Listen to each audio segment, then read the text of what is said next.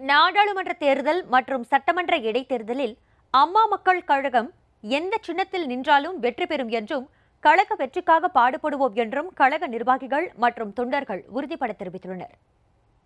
அம்மா மக்கள் முன்னேற்ற கழகத்திற்கு குக்கரை ஒதுக்கக்கூடாது என்று அரசியல் கட்சிகள் என்று சொல்கிறார்கள் என்றால் அவர்களுக்கு எங்கள் கட்சிகள் மீது இருந்த பயம் இந்த மெகா கூட்டணி அப்படித்தான்.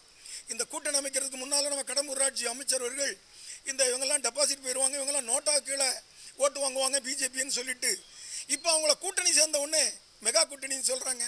கூட்டணி கணக்கு ரொம்ப பேருக்கு தெரியல. எங்கள் கழக துணை பொதுச் செயலாளர்கள் அடிக்கடி சொல்லுவாங்க, இந்த கூட்டணிங்கிறது not mathematics, it is a chemistry. மேத்தமெட்டிக்ஸ்னால் 2+2 = 4, அதுதான் மேத்தமெட்டிக்ஸ்.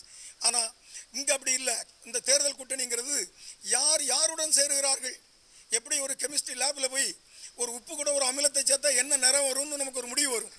அதை மாதிரி பாமக இப்போ அதிமுக கூட சேர்ந்தால் அதனுடைய நிறம் சாயம் வெளுக்கும், அந்த நிறம் வெளியே வரும். இவர்களெல்லாம் படுதோல்வி அடைய போகிறார்கள். எல்லா கட்சிகளும் கூட்டணி சேர்ந்து இந்த குக்கர் சின்னம் நமது அருமைக்குரிய அண்ணன் மக்கள் செல்வர் டிடிவி தினகரன் அவர்களுக்கு கிடைக்கக்கூடாது என்பதற்காக கூட்டு சதி போட்டு இன்று செய்திருக்கிறார்கள். இதையெல்லாம் மக்கள் கடுமையாக எதிர்க்கின்றார்கள். மக்கள் எல்லாம் ஆவலாக இருக்கின்றார்கள். டிடிவி அவருடைய சின்னம் என்ன சின்னம் என்று சொல்லி கேட்டுக்கொண்டிருக்கிறார்கள். குக்கர் மட்டுமல்ல, நமது தலைவர் டிடிவி தினகரன் அவர்கள் சொன்னது போல எந்த சின்னத்தை கொடுத்தாலும் 40 தொகுதிகளிலும் 19 சட்டமன்ற தொகுதியிலும் உறுதியான முறையிலே மக்கள் எங்களுக்கு தீர்ப்பளிப்பார்கள். நாங்கள் வெற்றி பெறுவோம்.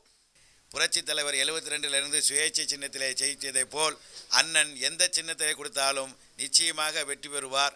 டிடிவி அவர்களுக்கு என்ன சின்னம் கொடுத்திருக்கிறார்கள் என்று மக்கள் ஆவலோடு எதிர்பார்த்து கொண்டிருக்கின்றார்கள். எந்த சின்னத்தை கொடுத்தாலும் அரை மணி நேரத்திலே மக்களிடம் கொண்டு சென்று அண்ணன் டிடிவி தினகரன் அவர்களை தமிழகத்திலே அரியணையை ஏற்றுவோம் இந்த நேரத்திலே கோரிக்கொள்கின்றோம்.